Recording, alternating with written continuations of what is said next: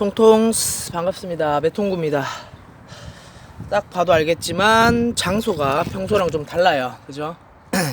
오늘은 제가 대전 쪽에 출장을 온 관계로 영상도 야외에서 찍습니다.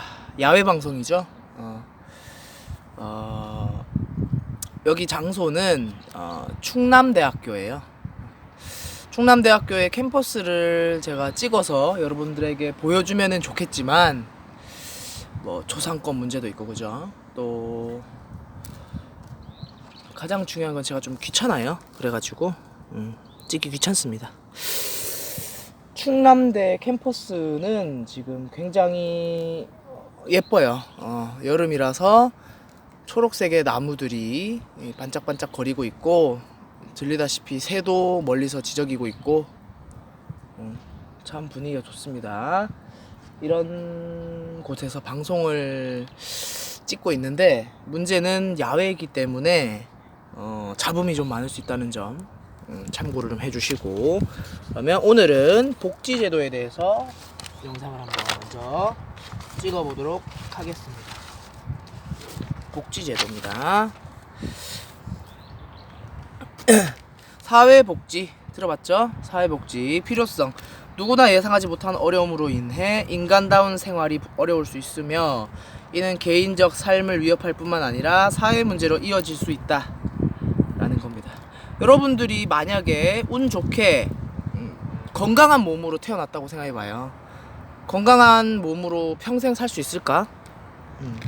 뭐 저주를 하는 게 아니라 제가 건강한 몸으로 평생 살 수 있다면 참 운이 좋지만 그러지 않은 사람들이 대부분이죠. 언젠가는 감기나 뭐 다치는 것처럼 질병에 걸릴 수가 있고요. 또는 누구나 나이가 들 수가 있고 그러한 위험에 항상 노출되어 있기 때문에 이러한 위험으로부터 보호해야 될 필요성도 있고, 다음 이런 개인들이 힘들어지면 사회적으로 봤을 때도 문제가 발생하기 때문에 해결을 해야 된다. 사회복지가 필요하다. 그래서 두 번째, 사회복지의 의미 변화입니다. 사회복지를 바라보는 관점이에요. 전통사회, 과거에는 사회복지 어떻게 봤느냐, 책임 소재, 즉 빈곤의 책임은 개인에게 있다고 봤어요.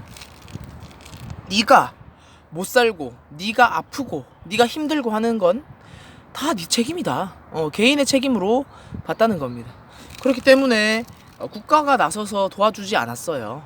그 대신 어려운 사람들보다는 조금 나은 형편의 사람들 또는 관심이 많은 사람들이 빈민구제 활동을 해줬죠. 그래서 국가보다는 민간단체나 개인들이 나섰다. 그럼 복지의 성격은 시혜적 성격이다. 시혜적이 뭐냐면 은혜를 내려준다는 거예요. 은혜를 베푼다. 시혜적, 베풀시.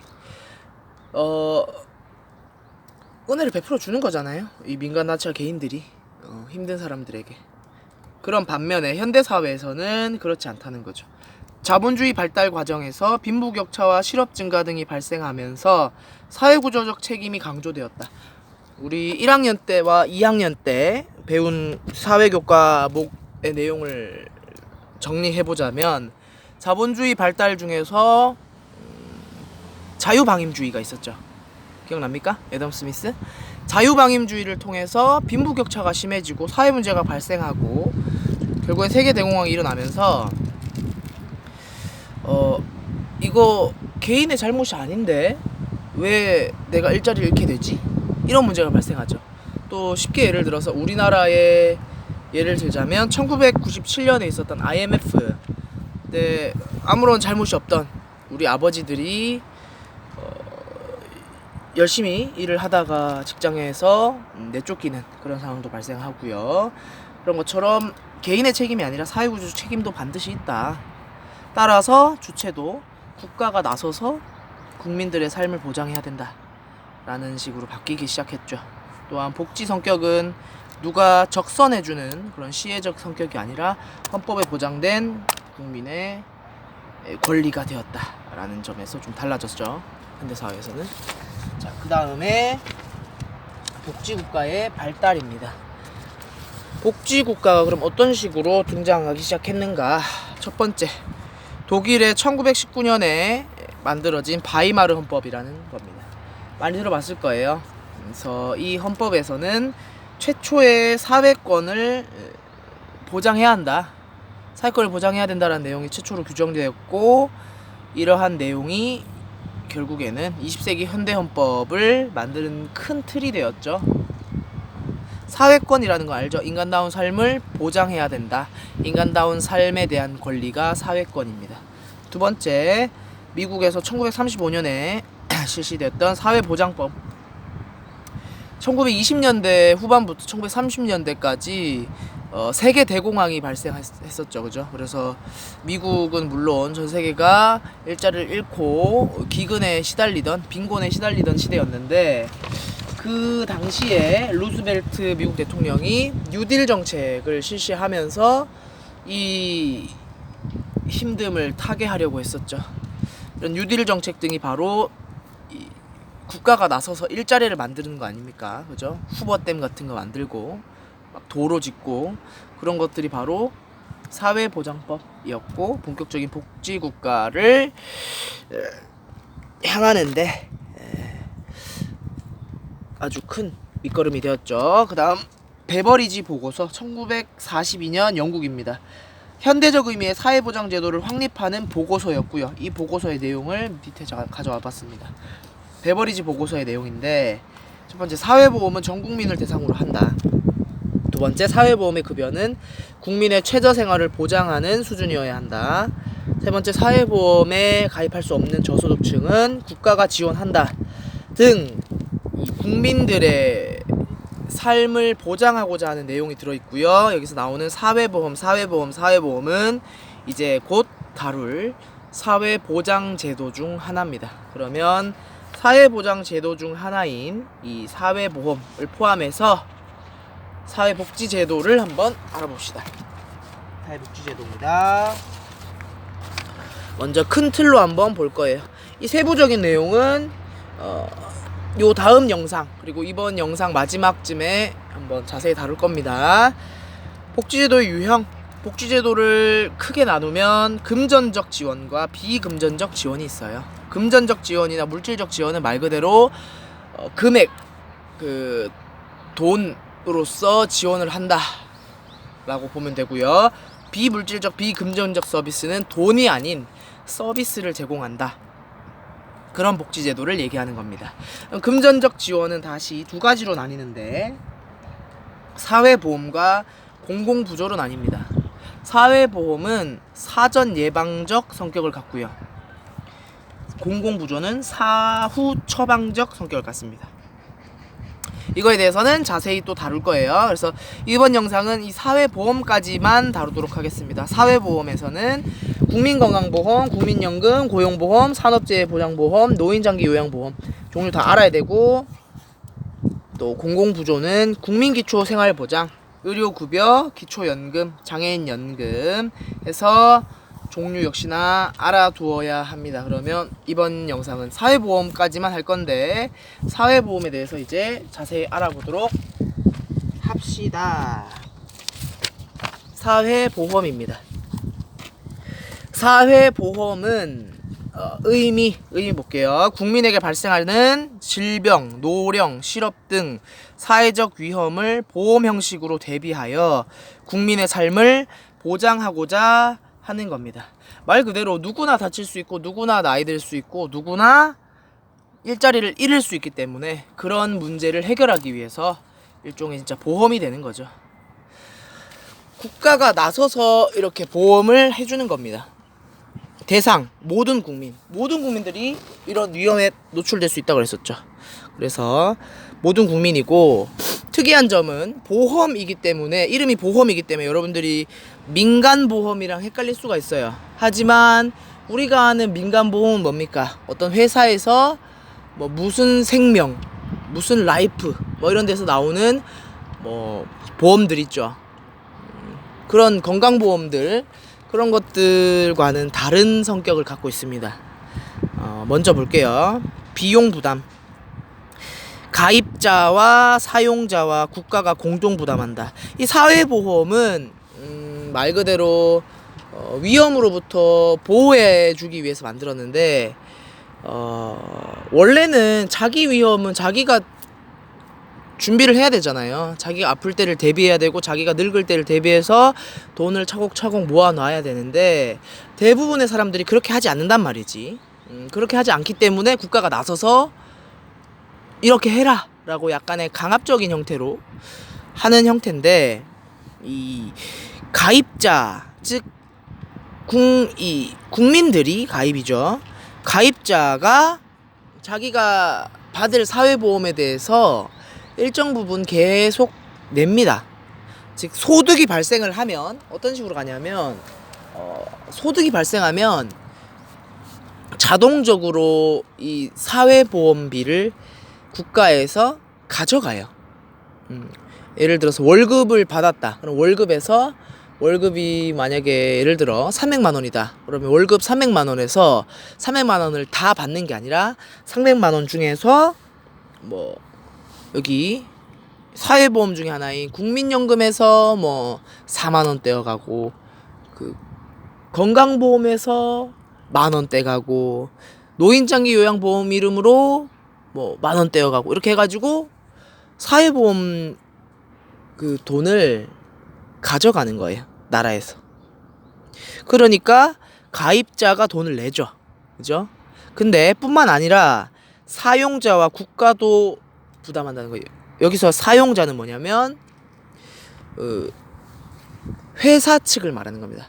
직장인을 기준으로 하면 회사에서도 이 고용자, 사용자 입장이기 때문에 자신이 고용한 사람, 즉 노동자나 이 직장인들의 사회보험비를 일정 부분 내야 됩니다. 고맙죠? 직장인 입장에서는. 그 다음에 국가도 일정 부분 내요. 그래서 이 가입자가 수혜자가 됩니다.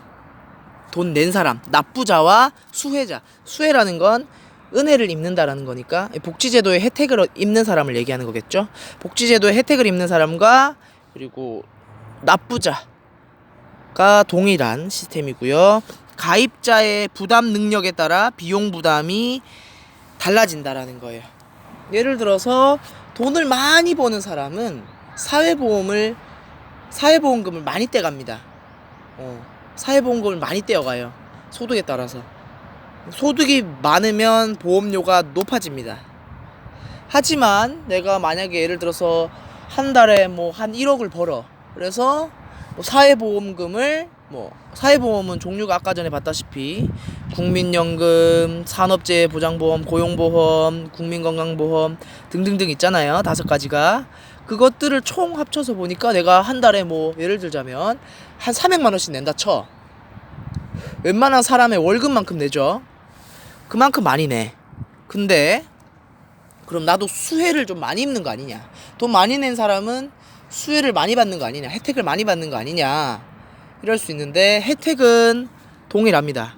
혜택은 최소한 낸 사람과 최대한 많이 낸 사람이 동일하게 가져갑니다. 선생님 이거 좀 억울할 수 있는 거 아닙니까? 그렇게 볼 수도 있지만 사실은 복지의 의미 자체가 좀 어려운 걸 돕는 형태이기 때문에 돈을 많이 번 사람들이 조금 지원해주는 그런 성격이라고 볼 수도 있죠. 그래서 수혜 정도는 동일하고 소득에 따라서 부담이 달라진다. 이걸 말을 다르게 하자면 수혜 정도와는 상관없이 소득에 따라 부담한다 라고 얘기할 수도 있겠죠. 특징입니다. 의무가입이에요. 사회보험은 의무가입이에요. 뭐 내가 가입 안 하겠다 이런다고 가입 안 하는 거 아닙니다. 그냥 내가 가입하겠다 안 하겠다 의지를 말하기도 전에 내가 소득이 발생하면 그냥 떼가요. 나라에서. 저도 월급 받으면 그냥 제 월급에서 자동으로 이렇게 차감됩니다. 의무가입이고요. 왜냐하면 사람들이 자신의 위험을 준비하려고 하는 그런 자세가 많이 부족하기 때문에 국가가 나서는 거예요. 두 번째, 수혜 정도한 부관에게 부용을 부담한다. 아까 말했던 얘기고요. 그다음 세 번째, 상호 부조의 원리. 아까 전에 말했다시피 우리나라의 국민들이라면 가입을 해야 되는 건데, 돈을 많이 버는 사람은 많이 내고요, 적게 버는 사람은 적게 내고, 즉 쉽게 말해서 하나의 주머니에 모든 사람들이 돈을 넣고 아프거나 뭐 실직당했거나 늙었을 때 그 주머니에서 돈을 빼가는 거죠. 그러니까 모든 사람들이 한 주머니에 돈을 넣고 거기서 같이 사용하는 거니까, 서로 돕는 거니까 서로 돕는다라는 뜻에서 상호 부조고요. 그 다음에 보편적 복지입니다. 보편적이라는 게 뭐냐면 누구나 모든 국민을 위해서 준비된 보장제도이기 때문에 보편적으로 복지를 하는 성격을 가진 반면에, 장단점을 따지자면 형평성은 굉장히 뛰어납니다. 왜냐? 누구나 보장을 해주기 때문에.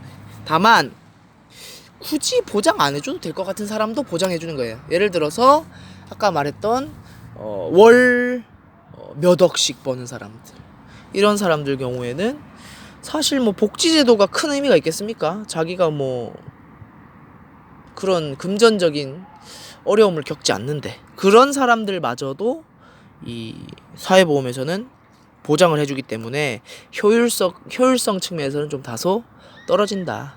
효율성이 높으려면 어떻게 해야 돼요? 정말로 힘든 사람들을 지원해줘야겠죠. 그다음에 소득 재분배 효과. 소득 재분배 효과는 무슨 말이냐? 많이 버는 사람은 많이 내고 적게 버는 사람은 적게 냈죠. 즉 많이 버는 사람이 많이 내고 적게 버는 사람이 적게 낸다는 거는 사회적으로 이렇게 치우쳐져 있는 소득이 다시금 재분배가 되니까 소득 재분배 효과가 있다는 측면이고요. 사전 예방적 성격. 뭔가 아프거나 늙기 전에 준비를 해서 아프면 타가는 형식이기 때문에 사전 예방적 성격이고요. 금전적 지원입니다. 종류로는 국민건강보험, 국민연금, 고용보험, 산업재해보장보험, 노인장기 요양보험입니다. 그래서 이번 영상은 여기까지고요. 다음 영상 시작할 때 이 종류에 대해서 조금 더 자세히 언급하도록 하겠습니다. 영상이 좀 길었네요. 자, 여기까지입니다.